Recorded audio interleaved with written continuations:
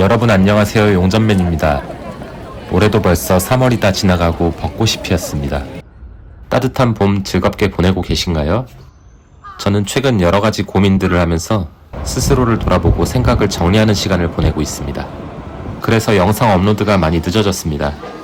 그래도 찾아주시고 좋은 말씀 남겨주시는 구독자 여러분들께 정말 감사드립니다. 작년 여름 용전맨 채널을 시작하고 댓글과 이메일, 인스타 DM으로 질문을 해주시는 분들이 꽤 많이 계십니다. 그 중엔 저와 다른 분야의 취업이나 일본 생활에 대한 것도 있지만 역시 특정 기능 시험과 용접 관련한 질문들이 가장 많았습니다. 현재 용접을 배우고 계신 분, 막 시작하신 분, 이미 용접을 하고 계신 분들이 용접을 통한 일본어로의 취업에 관심을 갖고 연락 주시는 경우가 가장 많았습니다. 지금은 조금씩 알려지고 있지만 이런 시험이 있다는 소개 정도만 나올 뿐이지 어떤 식으로 시험을 치르는지 등 아직도 정보가 많이 부족한 것 같습니다. 저 역시 누가 이 시험에 대해 설명해 주는 것을 어디서도 찾지를 못했기에 혼자서 한 발 한 발 더듬어가며 치렀던 기억이 있습니다. 그래서 궁금한 건 많은데 답은 없는 답답한 마음을 잘 압니다. 특정 기능 시험, 비자 외에도 용접 관련 또는 개인적인 부분이나 많이 질문해 주시는 내용들을 몇 가지 추려봤습니다. 그럼 바로 시작하겠습니다.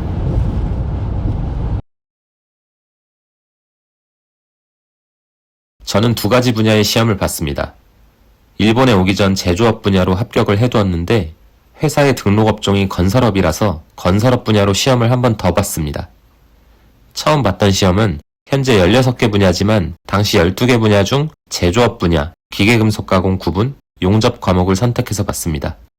두 번째 건설업 시험은 토목, 건축, 라이프라인 세 가지로 나뉘는데 일상생활에 필수적인 수도, 가스, 전기, 통신 등의 설비를 총칭하는 라이프라인을 선택해서 시험을 봤습니다. 시험 접수는 각각 분야별로 사이트가 따로 있습니다. 제조업은 특정 기능 시험 제조업 사이트에서 시험 일정 공지와 시험 접수를 합니다. 건설업은 JAC 멤버스라는 곳에서 통합 관리를 하는데 시험 방식이 자주 바뀐다고 하니 공지사항을 자주 확인해 두는 것이 좋습니다. 제조업 시험은 8,000엔 정도가 들었던 것으로 기억합니다. 반면 건설업 시험은 1,000엔이 들었습니다. 제조업 시험은 종이 시험지와 OMR 카드를 받아서 봤었는데 현재는 CBT 방식으로 바뀌었다고 합니다. 필기와 실기를 함께 봤으며 각각 30문제, 10문제가 나왔습니다. 건설업 시험도 CBT 방식으로 각자 한 명씩 컴퓨터 앞에 앉아서 시험을 봅니다. 문제와 보기가 함께 화면에 나오며 원하는 답을 고르는 방식입니다.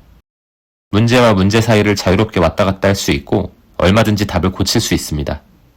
최종적으로 제출 버튼을 누르고 손을 들면 감독관이 와서 종료시켜줍니다. 빨리 끝나면 빨리 나갈 수 있습니다.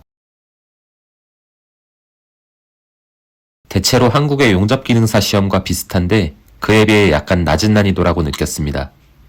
그렇지만 용접을 해본 적이 없는 분이라면 어떤 상황인지 모르는 경우가 있을 수 있어 생소하게 느껴질 수 있습니다. 전체적으로 아무것도 몰라도 풀 수 있는 문제가 여럿 나오지만 그 중에 일부는 제대로 외우지 않으면 안 되는 것도 꽤 있습니다. 반면 건설업 문제는 아주 쉽습니다.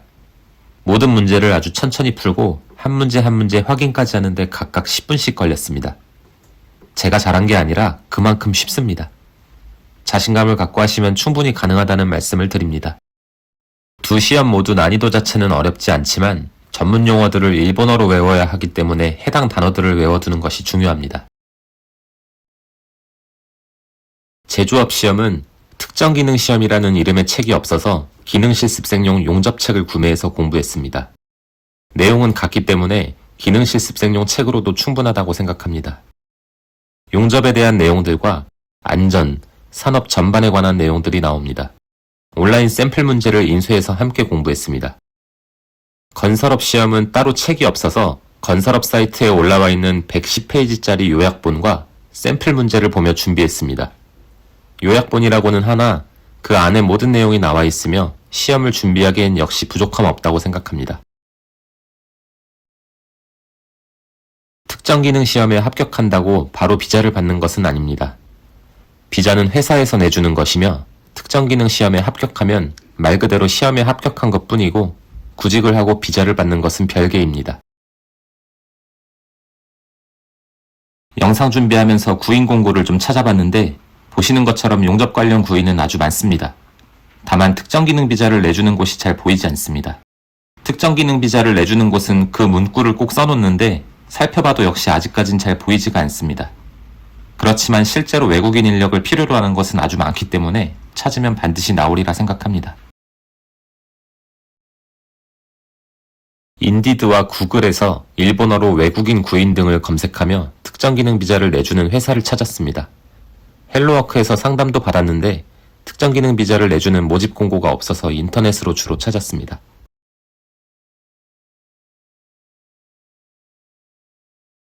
용접하면 보통 알곤, CO2, 아크 세 가지가 널리 쓰이는데 당연히 세 가지 모두 할 줄 아는 게 가장 좋습니다.